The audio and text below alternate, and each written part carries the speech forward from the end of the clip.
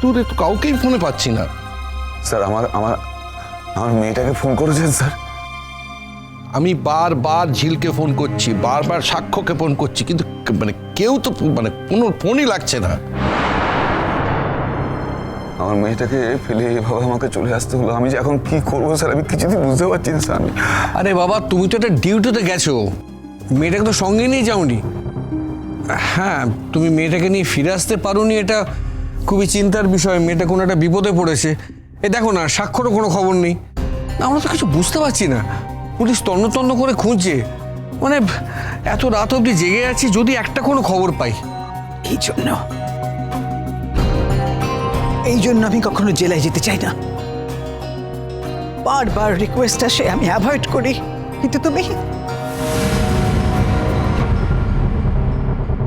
তুমি সমানে আমাকে প্রেশারাইজ করতে থাকো।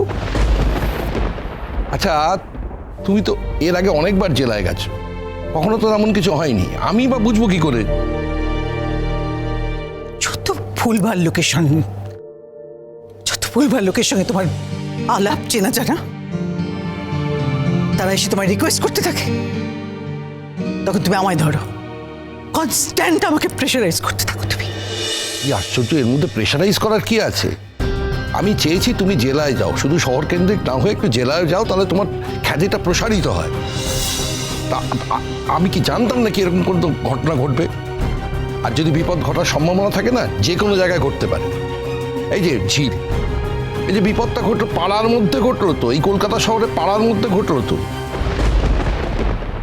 এই নিয়ে কাউকে দোষারোপ করাটা কি ঠিক? কিন্তু সাক্ষ্য তো আর উড়ে যেতে পারে না।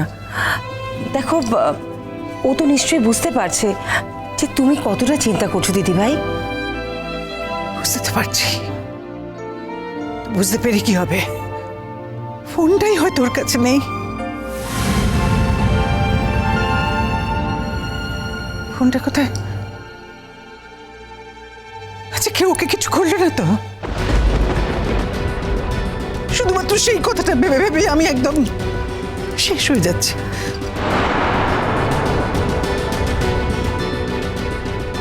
স্যার স্যার আমি এবার এগোই স্যার। মানে ঝিলের মা তো অপেক্ষা করে আছে ঝিল কখন ফিরবে। ও তো কিছুই জানে না স্যার কি হয়েছে না হয়েছে।